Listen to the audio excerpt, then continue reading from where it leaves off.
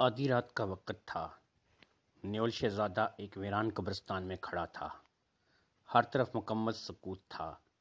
شہزادے کے ہاتھ میں خون سے بھرا ایک پیالہ تھا۔ یہ خون ایک جنگلی بھیڑیے کا تھا۔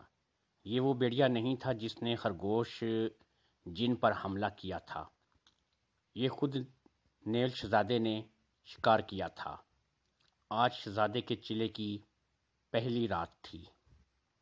شہزادے کو کسی ایسی قبر کی تلاش تھی جس پر ایسے سوراخ بن گئے ہوں جن سے خون رستا ہوا نیچے چلا جائے، کیونکہ چلا ایسی ہی قبر پر کرنا تھا۔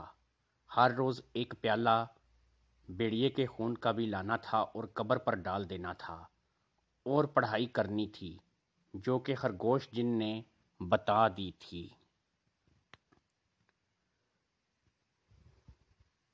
شہزادے کا خوف سے برا حال تھا، مگر وہ انتقام بھی لینا چاہتا تھا۔ وہ خود بھی ٹھیک ہونا چاہتا تھا اور جادوگر کو بھی سزا دینا چاہتا تھا۔ اس کے علاوہ اپنی سوتیلی ماؤں کو بھی سبق سکھانا چاہتا تھا۔ خوف کے باوجود وہ قبر کے پاس بیٹھ گیا اور پیالہ قبر پر رکھ کر عمل پڑھنے لگا۔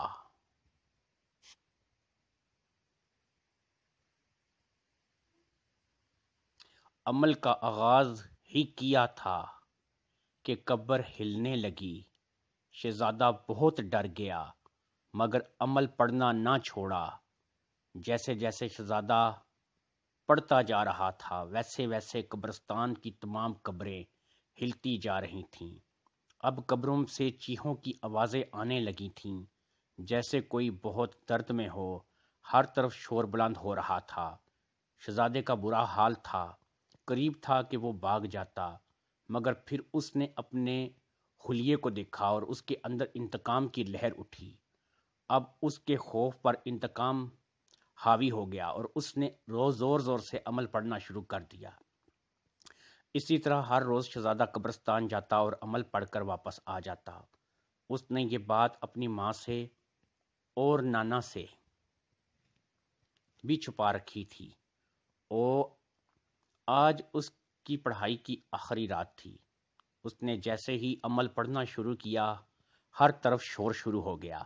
شہزادے نے دیکھا کہ قبرستان کی زمین پر بہت زیادہ سانپ اکٹھے ہو گئے ہیں، مگر کیونکہ یہ نیولا تھا اس لیے اسے کوئی فکر نہیں تھی۔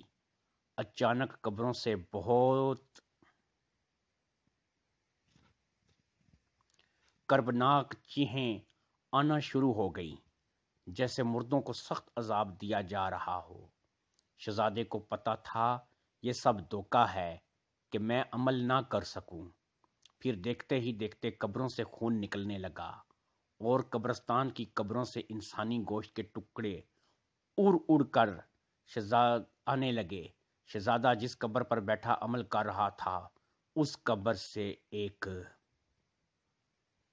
کالا سایہ انسانی شکل میں نکل کر شہزادے کے سامنے کھڑا ہو گیا، اور شہزادے نے دیکھا ایک مکروہ شیطانی چہرے والا بابا اپنے حجرے میں سویا ہوا ہے۔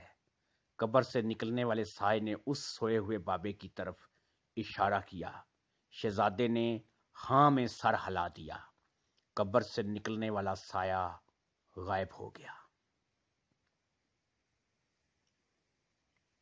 دوسرے ہی لمحے شہزادے نے دیکھا کہ وہ سایہ اسی حجرے میں نمودار ہوا اور سوئے ہوئے شخص کی گردن کو پکڑ لیا۔ دوسرے ہی لمحے گردن سائے کے ہاتھ میں تھی اور اس آدمی کا دھڑ تڑپ رہا تھا۔ وہ سایہ وہاں سے غائب ہو گیا۔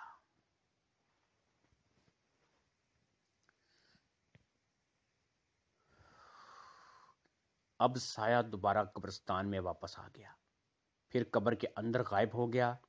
شہزادہ اٹھا اور گھر کی طرف چل پڑا۔ اسے بہت بڑی کامیابی ہو چکی تھی۔ وہ گھر آ گیا۔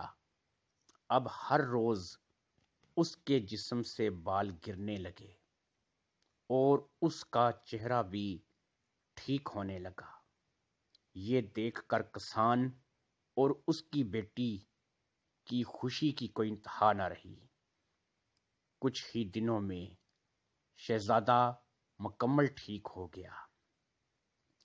دوستو یہ جاری ہے، اس کی آخری قسط باقی ہے جو انشاءاللہ تعالی میں آپ کو بہت جلد پوسٹ کروں گا۔